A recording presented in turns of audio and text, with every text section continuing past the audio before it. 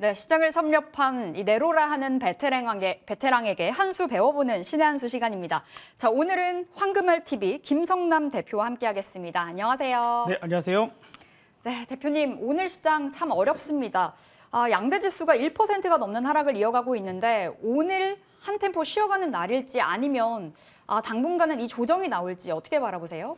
네, 사실 지난주에 제가 여러분들한테 말씀드렸던 핵심 포인트를 좀 기억을 좀 해보시면 좋을 것 같아요. 그러니까 어떤 저는 저만의 그 뷰로 쭉 지금 이어가고 있고 또 다른 분들은 또 다른 분들의 뷰로 이어가고 계시겠죠. 자, 그런데 지난주에 핵심 포인트는 두 가지가 있었거든요. 현재 지금 이제 어느 정도 자리에 왔기 때문에 현금 확보를 조금은 해놓읍시다. 근데 어떤 업종이 어떻고 하는 걸 생각하지 말고 현금이라는 것 자체의 비중을 늘립시다가 첫 번째였습니다. 그러니까 그러면서 제가 덧붙였던 이야기가 지금부터 시장이 올라갈까요? 떨어질까요? 이런 거를 맞춰내려고 하지 말자. 올라가든지 떨어지든지 나에 대한 대응이라는 거죠. 내가 대응을 해야 된다면 어떤 대응을 해야 될까? 지금은 더 오른다 하더라도 혹은 떨어진다 하더라도 현금을 확보해 놓는 게 가장 좋은 시나리오가 될 것 같다라는 이야기를 지난주에 드린 거예요. 왜냐하면 저도 어쨌든 이 시장에서 22년 동안 또 산전수전 다 겪고 또 실전 트레이더로서 경험이 상당히 풍부한 편입니다. 뭐 그렇기 때문에 지금의 상황에서요. 저는 나름 지금 이 방송을 저의 시간을 꾸준하게 추적을 뒤로 해보시면요. 이 흐름을 거의 대부분 다 맞춰냈어요. 지난 10종목 중에 9개가 지금 다 급등을 했고요. 지난주 종목만 지금 못 가서 약간 속상한 부분이 있습니다만 그럴 정도로 실전 매매만 맞춰져 있습니다. 그러니까 지난번에도 말씀드렸다시피 우리는 경제학자 할 거 아니거든요. 저 노벨상 받을 거 아니에요. 그래서 이걸 경제적 분석을 통해서 이 흐름들을 잘 맞춰주는 부분들은 아마도 다음 요일에 나오시는 분들이 다 잘 해주시라고 믿고 저 시간 또 앞에 또 뒤에 훌륭한 분들 계시니까 이야기를 해주실 겁니다. 그럼 저는 이제 오로지 실전에 있어서 그 부분에서 나는 어떻게 내 계좌를 어떻게 운영해 나가는 게 가장 현명한 판단이 될까를 이 시간에 계속해서 중점적으로 얘기를 드려보고자 합니다. 그래서 지난주까지의 흐름이 이 상태에서 올라가든 떨어지든 상관하지 말고 일단 현금 만듭시다. 코스닥은 740까지 보는데 740 정도 가면 그때부터 현금 만들면 되겠죠? 라고 말씀드렸는데 지금 한번 차트 잠깐 봐볼까요? 어쨌든 지난 월요일이 거의 이번에 고점이 돼버렸습니다. 뭐 그쵸, 원튼 원하지 않든 지난주 제가 현금 만듭시다라고 했던 부분들 이제 여기서 꼬꾸라진다 올라간다의 부분들로 생각하지 말자. 어쨌든 밑에서부터 이렇게 강하게 올라왔잖아요. 그리고 저는 요 밑에서 강력한 매수를 외쳤던 사람이고 주식 안 한 사람들 끄집어 와서까지 주식도 시켜요 또 될 만큼 강한 어떤 지지 테스트 요 부분들 패턴 만들어지고 있고 그죠? 코스닥도 역 헤드앤숄더 나왔으니까 올라갈 거니까 걱정할 거 없이 그냥 끌고 갑시다. 그래서 이제 여기까지 오고 나니까 이제 밑에서 샀던 거 팔자 이거예요. 그죠? 아래에서 매수했던 거 팔아서 현금 좀 만들어 놓자 하는 관점 정도로만 생각하면 될 것 같고요. 이제 중요한 건 지금부터죠. 네, 지나간 것도 지나간 겁니다. 지금부터의 흐름들을 생각을 해봐야 될 텐데 사실 지금 판단이 좀 어려워요. 솔직하게 말씀드려서 오늘 같은 날 저는 거의 아무것도 안 하다시피 한다라고 판단해야 될 것 같습니다. 왜냐하면 제가 원하는 어떤 형태의 모습 부분들 그래서 나름 제가요 흐름은 정말 잘 맞춰요. 오른다 떨어진다 부분부터 제가 그 중요하게 생각하지 말고 맞추려고 하지 말자라고 표현을 하지만 막상 흐름은 제가 잘 맞추긴 합니다. 자, 그런데 여기에서 흐름을 잘 맞추는 부분들도 마찬가지예요. 하루하루 추적을 해 나가는 부분들이거든요. 실시간 대응이 살 길이지 다음 주 월요일 날 다음이 왔을 때 이렇게 될 거다 저렇게 될 거다 맞출 수 있을까요? 네, 그래서 그런 부분들에 설사 맞춰도 그렇고 또 못 맞춰도 문제고 그렇기 때문에 그런 부분보다는 일단 우리가 포인트를 보면 될 것 같아요. 자, 지난주에 얘기했던 핵심 포인트 두 번째가 뭐였죠? 두 번째, 이제 금리 인상 속도 조절이나 이런 부분들에 대한 이슈들도 거의 끝나가는 것 같습니다. 그걸로 신경 쓰지 맙시다라는 얘기를 드리면서 자, 이 다음에 올 거대한 어떤 뭔가가 나쁜 에너지는 무슨 얘기인가요? 경기 침체라는 얘기가 많이 나오고 있다고 했죠. 그죠? 경기 침체. 그러면 경기 침체라고 하는 게 뭐냐?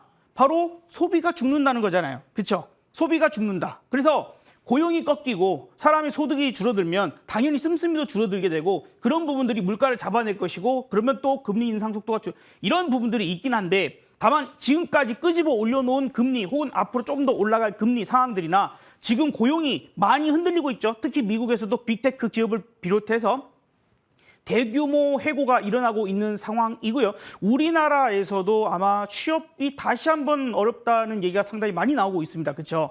자, 그래서 거의 지표로 보면 이 사이클이 돌아갑니다. 금리 인상을 하고 뭐가 어쩌고 되고 뭐가 어쩌고 되고 쭉 돌아가서 마지막에 결과로 나오는 게 바로 고용이에요. 고용. 그러니까 고용이 흔들리면 거의 마지막에 한 바퀴 순환이 됐구나. 예, 경기 순환이 됐구나. 그래서 금리 인상에 대한 효과가 확실하게 나오기 시작하는구나. 이런 것들이 나타나기 시작하는 거거든요. 그래서 지금 고용 지표는 우리가 목요일 날 발표되는 주간 신규 실업상 청구 건수밖에 없죠. 현재로서는. 그래서 그거 체크를 하시면서 주간 단위로는 체크를 하시면서 아마도 12월 초에 발표되는 또 이제 실업률이나 이런 부분에서 우리가 실업률이 조금 올랐죠. 3.5에서 3.7로. 그래서 그 부분에서 좀 더 나빠지는 모습이 보여진다라면 고용까지 꺾이는 부분들일까요? 그럼 과정 이제 시장이 그러면 진짜로 금리 인상 속도를 더 줄이겠네 하고 화답을 할지 아니면 야 이제 경기 침체가 본격화돼서 이제 업종별로 특히 소비 관련된 종목들이 먼저 하락세를 만들면서 시장이 죽을지 그 반응을 보기는 해야 됩니다. 그 반응을 볼 수 있는 게 지금 가장 가까운 게 블랙 프라이데이 있잖아요. 예, 그래서 요번에 소비가 얼만큼 살아날 수 있느냐의 그런 포인트도 하나가 지표가 될 부분이기 때문에 지금 오늘 월요일인데 어떻게 확인하겠어요. 그렇죠? 그래서 현재는 현금을 확보해 놓자는 지난주 제 의견을 조금이라도 좀 신경을 쓰셨다면 현금이 조금이라도 있다면 뭐 당연히 떨어지면서 그런 중요한 이벤트 있는 날들 저점이 잡히는 터닝이 나오는지 이 부분들만 체크를 하면 될 것 같아요. 현재로서는 시장을 확 이끌어줄 만한 모멘텀이 조금 부족한 상황인 것 같습니다. 자, 그러면 여기에서도 어쨌든 실시간 우리가 추적을 하기 위해서 대응하기 위해서는 또 지표로 삼아야 될 게 있겠죠. 자, 미국 시장의 나스닥을 우리가 중점적으로 많이 봤었는데 이번 상승은 다우가 주도해 갑니다. 그렇죠? 다우 뭐 30개 중에서 대다수가 올라가긴 하는데 어쨌든 그런 부분들에서 이번 상승을 가장 먼저 그리고 가장 크게 그래서 전 세계에서 다우 지수와 우리나라 코스피 지수가 가장 많이 올랐거든요. 그러니까 피곤해서 좀 떨어질 수도 있는 거죠. 예, 그 정도 상승해놓고 이 정도가 안 떨어진다? 그건 뭐 그렇죠? 자, 여기서 이거예요.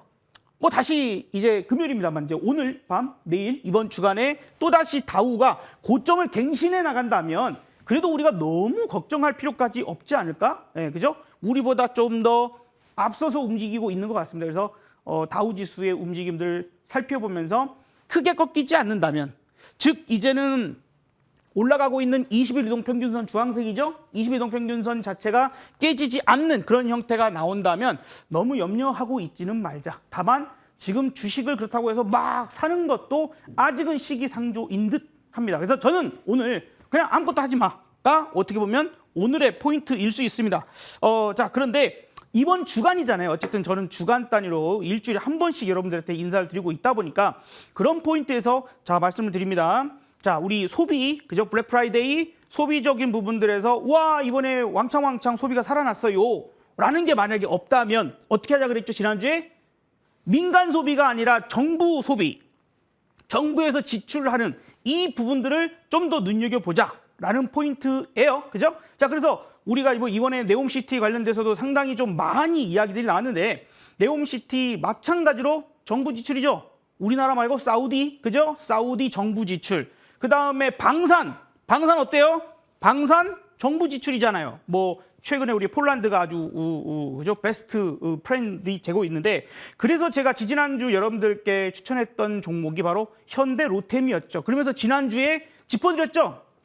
현대로템도 방산이기 때문에 혹은 철도, 그렇죠? 이거 정부 지출이잖아요. 그렇죠? 그래서 이런 포인트가 다음 차례가 될 가능성이 있다라고 얘기를 드린 겁니다. 그래서 현대로템이 여러분들한테 소개를 해드리고 그날이 언제예요? 이날이네요. 이날 말씀드렸는데 다음 날 7% 올라가더니 눌러주고 다시 또 튀어요. 이게 이제 핵심 포인트. 야, 이게 철도라서 정확하게 이럴 줄 알고 라는 부분보다 조금 더 큰 개념에서 한번 생각을 해보세요. 그래서 이제 만약에 경기 침체 온다? 그러면 민간 소비가 죽는다? 그럼 어떻게 되죠? 정부 지출이 상대적으로 부각될 수 있고 혹은 정부에서 일부러라도 돈을 좀 써줘야죠. 경기 살아내려면. 그럼 그쪽 포인트 가서 확인하면 돼요. 지수가 오르든 떨어지든 상관하지 않아도 될 수 있는 포인트. 물론 파생 매매 하시는 분들은 조금은 다르겠죠. 다만 파생매매 부분들에 있어서도 방법은 여러 가지겠지만 저는 철저하게 실시간 대응만 합니다. 철저하게 실시간 그날 내일에 강세겠지, 내일 약세겠지, 어젯밤 미국이 상승했으니까 우리 오늘 올라가겠지, 이런 식으로 저는 대응하지 않아요. 그래서 철저한 그런 대응적인 부분들, 아직은 흐름이 상방 하방이 정확하게 완벽하게 나오지 않은 그런 상황 부분들까지 좀 감안해 생각해 보신다면 오늘의 이런 그 코스피의 조정 부분들, 제가 지난번에 한번 이렇게 선을 하나 그어드렸는데 다시 한번 그어드려 볼게요.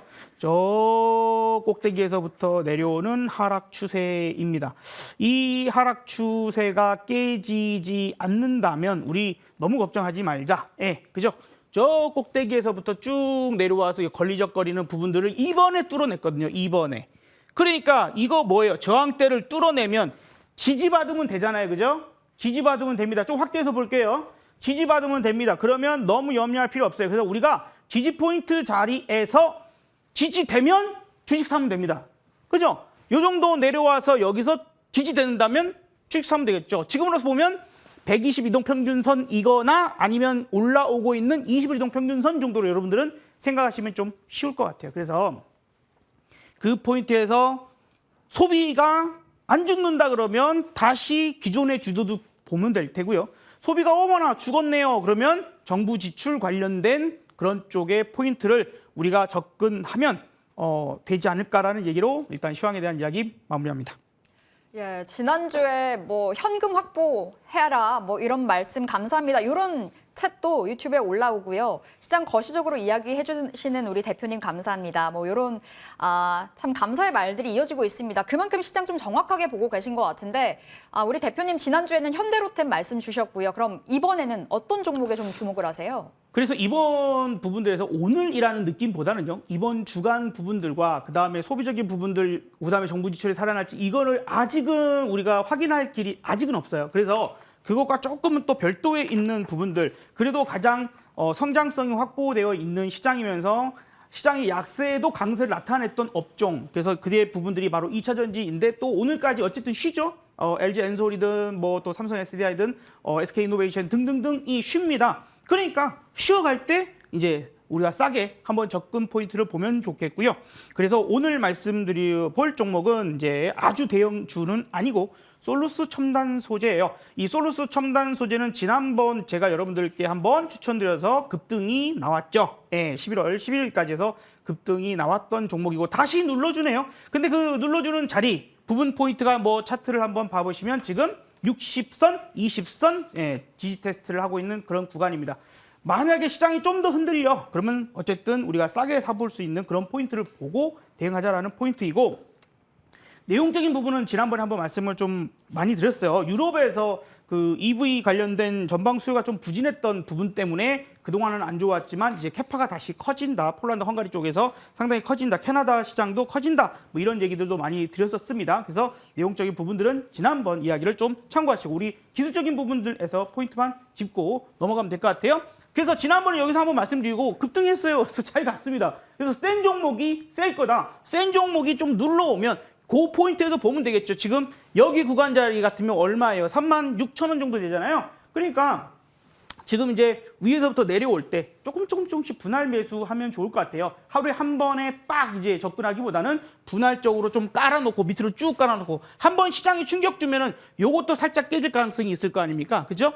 그러니까 뭐 한 35,000원까지도 분할해서 접근한다고 생각을 하시면 좋을 것 같아요. 그래서 기억은 36,000원 정도까지 분할적인 접근을 좀 보자라고 말씀드려보고, 이래서 올라가면 지난번에 제가 훨씬 싼 가격에서 말씀드릴 때 목표가를 45,000원 잡아드렸는데 이번에는 47,000원으로 조금만 더 상향을 해보면 좋을 것 같아요. 지난번에 공략하신 분은 이미 수익 중이실 테고요. 자, 손절가는 지난번보다 조금 높여서 3만 원으로 여러분들한테 말씀드리도록 하겠습니다. 네, 좋습니다. 오늘 솔루스 첨단 소재 받았습니다. 목표가 47,000원, 손절가 3만 원 기억해 보도록 할게요. 자, 오늘 신의 한수 황금알TV 김성남 대표와 함께했습니다. 말씀 고맙습니다. 네, 감사합니다.